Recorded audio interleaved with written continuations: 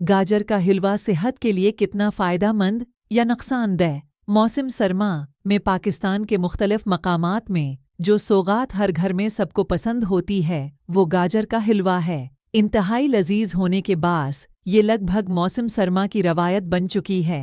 वैसे हो सकता है कि लोग गाजर का हलवा मीठा होने के बास उसे सेहत के लिए नुकसानदेह समझें, मगर डान की एक मालूमाती रिपोर्ट के मुताबिक सर्दियों में खुद को सेहतमंद रखने के लिए इस सौगात को खाना फ़ायदेमंद साबित हो सकता है। इसके फ़वाइद दर्ज झील हैं। विटामिन ए का हसूल। ये कहने की ज़रूरत नहीं कि इस हलवे का सबसे अहम जुज़ गाजर है। गाजरें vitamin A, vitamin C, vitamin K और फाइबर से भरपूर सब्जी है। गाजरों में मौजूद विटामिन ए बिनाई को बेहतर करता है और हलवे की शक्ल में इसे खाना भी ये फ़ायदा पहुंचा सकता है। कैल्शियम का हसूल। गाजर के हलवे में अक्सर अफराद दूध को भी शामिल करते हैं और इस वजह से ये सौगात कैल्शियम से भरपूर हो जाती है, जबकि इसमें शामिल किए जाने वाले खशक मेवा जात की बदौलत प्रोटीन और एंटीऑक्सीडेंट्स भी जिस्म को हासिल होते हैं। इस हलवे में शामिल दूध इंसुलिन के सेहत मंद सतह को सपोर्ट करता है, जिससे खलियात के लिए ब्लड ग्लूकोज को जज्ब करना